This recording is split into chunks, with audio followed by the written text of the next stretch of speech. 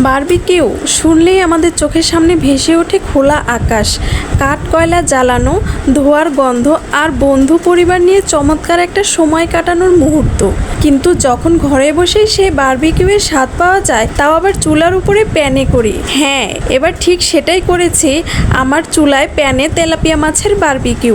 অবাক হলেও সত্য, একটু কৌশলে সঠিক মশলা দিয়ে তৈরি করা যায় একেবারে রেস্টুরেন্টের মতো সুস্বাদু এক খাবার। আকাশটা মেঘলা, বাইরে যাওয়ার কোনো উপায় নেই, অথচ মন চাচ্ছে কিছু স্পেশাল খেতে। চা বিস্কিটে আর চলছে না, জিভে যেন একটু ঝাল ঝাল কিছু স্বাদ দরকার। ফ্রিজ খুলতেই দেখি তাজা তেলাপিয়া মাছ রাখা আছে, মাঝারি সাইজের, ঠিক বারবিকিউ করার মতো। কিন্তু সমস্যা হলো বারবিকিউ গ্রিল তো নেই বাসায়, আবার ছাদেও যাওয়া যাচ্ছে না বৃষ্টির কারণে। তখনই মাথায় এলো রান্নাঘরের চুলায় প্যানে করেই যদি একটা ঘরোয়া স্টাইলে বারবিকিউ করি, একটু ভিন্ন, একটু সাহসী, কিন্তু চেষ্টা না করলে বোঝা যাবে না স্বাদটা কেমন হয়। তেলাপিয়া মাছ আগে থেকেই পরিষ্কার করে রাখা ছিল। এরপর একটা স্পাইসি ঝাল মিষ্টি স্বাদের বারবিকিউ ম্যারিনেশন তৈরি করলাম। বাসায় টক দই ছিল না, এজন্য দুধের মধ্যে লেবু রস দিয়ে টক দই তৈরি করে নিলাম। এখন এর মধ্যে পেঁয়াজ বাটা 1 চা চামচ, আদা রসুন বাটা 1 চা চামচ, হলুদের গুঁড়া, মরিচের গুঁড়া, জিরার গুঁড়া, ধনিয়ার গুঁড়া, গরম মশলার গুঁড়া, টমেটো সস ও লবণ স্বাদ মতো,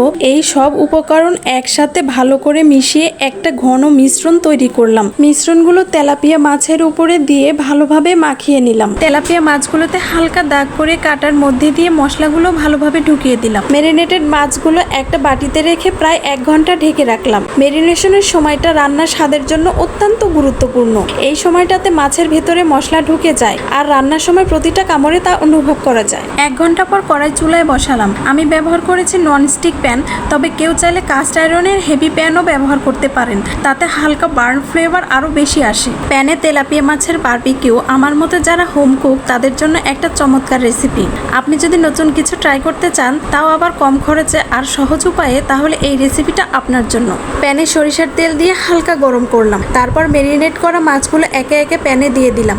ঢাকনা দিয়ে দিলাম যাতে ভাপ তৈরি হয় এবং মাছ ভিতর থেকে ভালো করে সিদ্ধ হয়। মাঝে মাঝে মাছগুলো উল্টে পাল্টে দিলাম যাতে দুই পাশে সমানভাবে সিদ্ধ হয়। ম্যারিনেশনের সসটা একটু ঘন হয়ে গিয়ে মাছের গায়ে আটকে গেল, ধীরে ধীরে তেল বেরিয়ে আসতে শুরু করলো। সেই মুহূর্তটা ছিল রান্নার সবচেয়ে আনন্দময় অংশ। ঘর জুড়ে দারুণ একটা গন্ধ ছড়িয়ে পড়লো। প্রায় 15-20 মিনিটের মধ্যে মাছগুলো ভালোভাবে গ্রিল হয়ে গেল প্যানে। বাইরের অংশটা হালকা কালচে আর ভেতরটা একেবারে সফট আর রসালো, একদম বারবিকিউ টেক্সচারের মতো।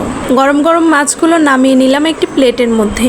মাছের উপরে কিছু লেবু কেটে দিলাম। প্রথম কামড়ে মনে হলো আমি যেন রেস্টুরেন্টে বসে খাচ্ছি। হালকা ক্রিস্পি বাইরের অংশ আর সসের মিষ্টি ঝাল স্বাদ। তেলাপিয়া মাছের এমন একটা রূপ আগে খাইনি। চুলায় প্যানে রান্না করার সুবিধাগুলো এক কথায় অসাধারণ। গ্রিল মেশিন বা কাঠকয়লার প্রয়োজন নেই, ঘরের মধ্যে সহজে বানানো যায় কম তেলে সুস্বাদু ও স্বাস্থ্যকর খাবার। সাশ্রয়ী ও ফাস্ট রান্না, তেলাপিয়া মাছ সহজলভ্য এবং পুষ্টিকর।